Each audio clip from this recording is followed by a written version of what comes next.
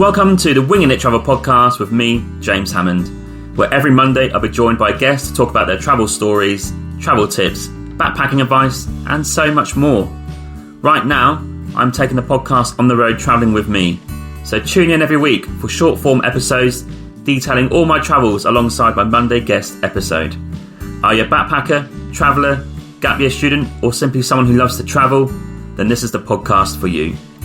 This is a casual, informative podcast designed for you to inspire you to travel. There'll be stories to tell, tips to share, and experiences to inspire. Welcome to the show. Hey, just a quick one. I just want to say there are many ways to support this podcast. You can buy me a coffee and help support the podcast with $5, or you can go to my merch store with the affiliate link with TeePublic, where there's plenty of merch available to buy, such as t-shirts, jumpers, hoodies, and also some children's clothing. Thirdly, which is free, you can also rate and review this podcast on Apple Podcasts, Spotify, Podchaser, or Good Pods. Also, you can find me on social media on Instagram, Twitter, Facebook, and TikTok. Simply just search for Winging It Travel Podcast, and you'll find me displaying all my social media content for travelling, podcast, and other stuff.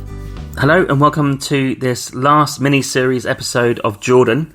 And today I'm going to cover Wadi, Aqaba, and the last day in Amman, pretty much by the airport. And that will conclude our Jordan trip for 2 weeks. So Wadi Musa to Wadi Rum, it was an early start in the morning because we had to be at the office for our desert camp day and night by pretty much 9:30 to 10. So we left about 6:45 in the morning from the hostel. Again, we got an early breakfast as requested by the hostel owner. Very nice indeed. Packed that up, took it with us for pretty much 2-hour drive.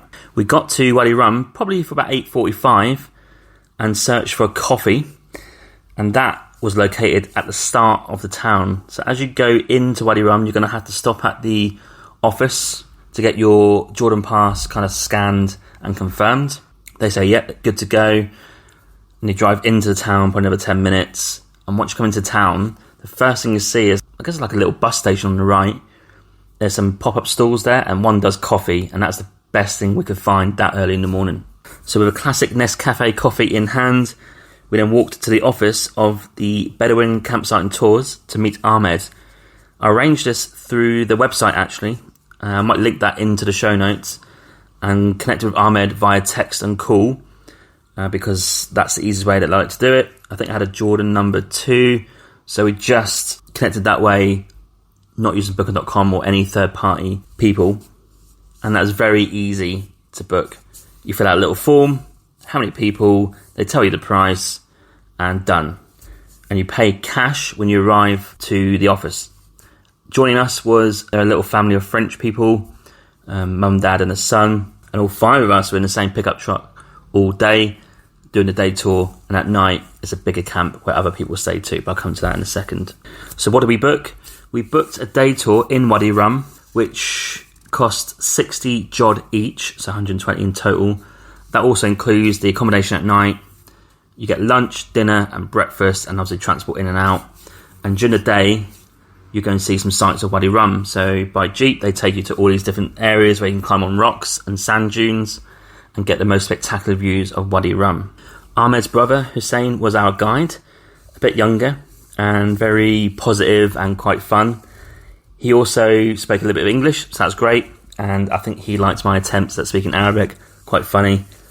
And he took us to all these different viewpoints. Now, they all go to the same areas, the tour groups, and it's kind of scheduled in the same way. So first of all, we drove into the desert, and about 10 minutes in already, you're at this like water place where there's like natural water come down from the rocks, and you can climb right up to the top of the rocks and see that fountain, but also see the views of the Rum. We were absolutely knackered from 3 days of hiking and walking, so we kind of climbed like a quarter of the way up and sat there by the rock and admired the view. That was still a great view.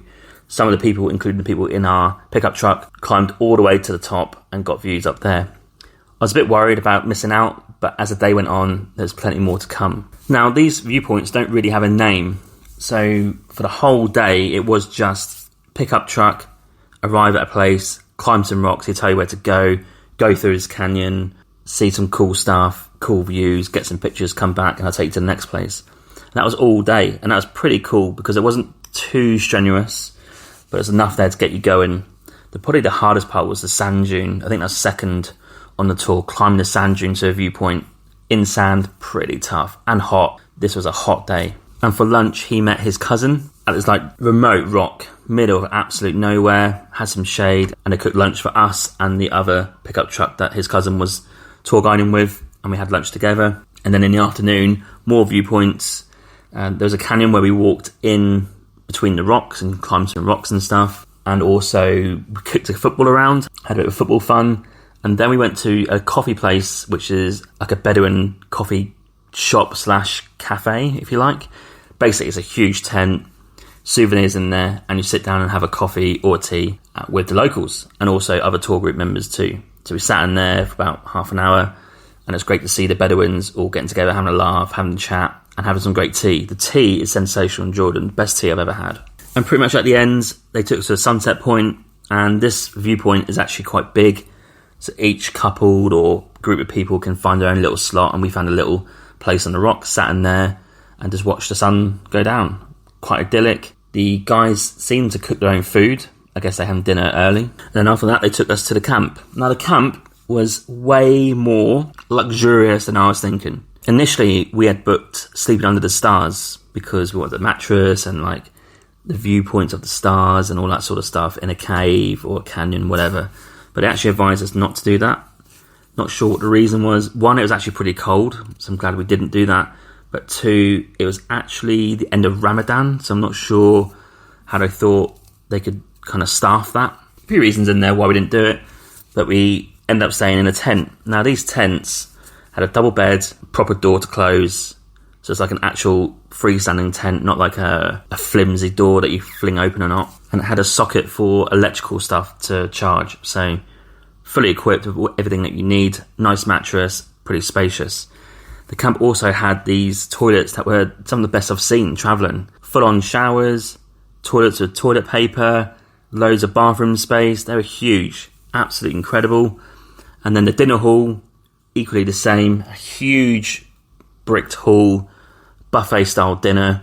At the end, go and get as much as you want, queue up, and you sit on the side with a cup of tea or a Coke or water, eat your dinner, and at the end, you sit around the fire.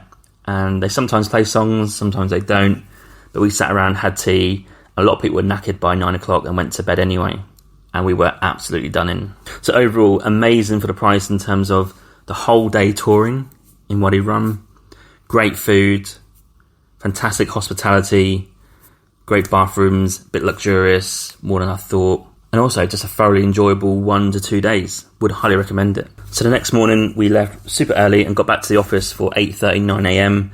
And the plan was to go to Aqaba. Aqaba sits on the Red Sea, and all we had planned for this is a hotel for 2 nights, chilling out, aircon, go to a few coffees, look at the sea, and don't do much. It's about an hour drive from Wadi Rum to Aqaba, so we got down there, got to our hotel, and we were able to check in a bit earlier, which was nice. And our hotel was called Al Riati Hotel Apartments, and it's right bang in the central part of the kind of tourist district of Aqaba, quite near the Hilton Hotel. There's free parking around there, and you've got everything that you need right on the doorstep. Restaurants, shops, beach, cafes, the whole lot. This was 79 jod for 2 nights and no breakfast. But if I'm honest, I think we're kind of fine with that. We want to chill out and go and get our own stuff. But as soon as we got into Aqaba, the first thing we needed was internet, but also a trendy coffee at a cafe. Had a bit of research, and we noticed that in Aqaba, there's like a yacht area, like a yacht club, marina type place where all the boats are out on the front, and behind that are some restaurants and cafes, and there's loads along there. So we chose one of those cafes, and it was called Joy Cafe. Fantastic espresso coffee, Americanos, great views out to sea, and I had a little swing in there. We sat in there, had a little swing. Fantastic area, would highly recommend that whole area, but also that cafe. Then went to the hotel and chilled out. That night, we did not go out because I had a 4-hour conversation with Frank Paradis for another podcast episode. I won't reveal yet what we discussed, but that was kind of taken over in the evening, and we didn't go out for dinner. But we had quite a few snacks left over from the breakfasts last couple of days and snacks and stuff, so we kind of had nothing. And then the rest of Aqaba was chilling out in the hotel, walking around, going to different cafes. We did entertain going to a resort to do half a day by the sea. After the first day we got there, the second day was actually quite windy and it wasn't worth it because you have to pay 10, 20 jod just to go there and have the access to the facilities. So we drove up there, decided not to do that, came back, and we went to a few cafes over our time there. So I want to recommend the V60 Cafe. They do a fantastic coffee. That's right around the corner from the hotel. Ella Bakery. They do fantastic omelettes if you want a breakfast. That's not McDonald's. And Maria Specialty Coffee. They do great gelato ice cream, but also coffee too. All costing around 1 to 2 jod for the coffees. And a restaurant I would highly recommend, actually, it's called Papaya Restaurant. It's right bang in central where we're staying, and they do kind of a world cuisine. Unfortunately, again, I had lentil soup, which I love, but I now have to reject eating lentils because they just give you the shits. I'm obviously allergic to them in some way. I react badly to them, and I've now decided not to have them. Devastating. After one last Ella breakfast, which was obviously an omelette and a coffee, we got in the car and drove back to Amman. Now, the road from Aqaba to Amman is sensational. Fully paved, 3 lanes, I think, 120 kilometers an hour, no speed bumps, away you go. Dream road. The only speed bumps you come to is the odd town that it might pass through, but there's not that many. Just watch out for that. But any built-up areas, just make sure you slow down. And they do give you a bit of warning on this road, but an absolutely brilliant road compared to other roads in Jordan, which were a bit ropey. And our plan was just to stay at a hotel near the airport called Caprio Hotel, and that was purely based on location, 5-minute drive the next morning that we can drop the car off. And on the way to that hotel, we stopped off at a cafe called Wadi Coffee, which had the best coffee I tasted in Jordan. And we actually went there twice. On the way to the hotel to check in, and next morning before getting our flight. Check those guys out. About 10-minute drive from the airport. And Caprio Hotel is brilliant because great location, fairly reasonably priced. The guy at the hotel will help you order food. We weren't really keen on going out, and the options around there is not great, especially with vegetarian, but we found somewhere across the road. He rang them up, asked if they do vegetarian food. They sort of agreed on some stuff, and they delivered it to the hotel as well. So fantastic, got that. I had like half a chicken and chips. Emma had some cheese sandwich and stuff like that. Well worth doing. Don't know the name of the restaurant, I'm afraid. But if you go to that hotel and it's across the road, I think it's pretty easy for them to find out. Other than that, next morning, dropped the car off. We were flying to Abu Dhabi to have a week in the UAE before going to Oman. So overall, Jordan, the last few days was fantastic. Lots of desert sites. Thoroughly enjoyed the experience in the desert. Staying in the tent, up sand dunes, great views. Great price, I think, for that experience. And Aqaba is kind of like a resort town where it's a bit more loose, if you like. Maybe Jordanians go there to chill out. I even saw some Jordanians drinking on the street, so I think it's very much chill place. Got McDonald's there, good car park in there. Hilton Hotel was obviously there. So all the amenities are in Aqaba. Good places to kind of finish the trip, and the Red Sea is there. If the days were swapped in terms of weather, we would have gone to probably somewhere along the Red Sea to chill out by the sea and go in it. But unfortunately, the last full day we had there was windy, so we sacked that off. You know, if it was sunny, we definitely would have done that. So overall, Jordan was a fantastic experience. 2 weeks. We covered all, I would say, the main highlights. I don't really think I missed out on anything, really. Petra was done, Wadi Rum, Aqaba, Amman, the capital as well. And obviously the Dead Sea was a good highlight too, and Dana Biosphere was fantastic. So those activities are all worth doing. Very easy to arrange. You can arrange on the ground before you go. But cash is king in Jordan, so you need to get some cash. Card is available too. And in terms of budget, I think it's mid-range. It's definitely nowhere near expensive as someone like Oman, where I am now. But maybe not as cheap as some places in Dubai, I'm not sure, or Abu Dhabi. It's kind of a mix, but definitely more expensive than Lebanon. So they're kind of your base points for budget, really. But you should get there. Any questions, you can email me or message me on my social media. I'd be happy to help out. I'll try and give you any links that you want for anything that we've done in terms of locations, of accommodation or tours. Anything you need, I can help out with that too. Thanks for tuning in for Jordan. And next will be one episode probably on UAE, which is Abu Dhabi and Dubai. And then there'll be an Oman series after that. Thanks for tuning in, and I'll catch you next time. Thank you.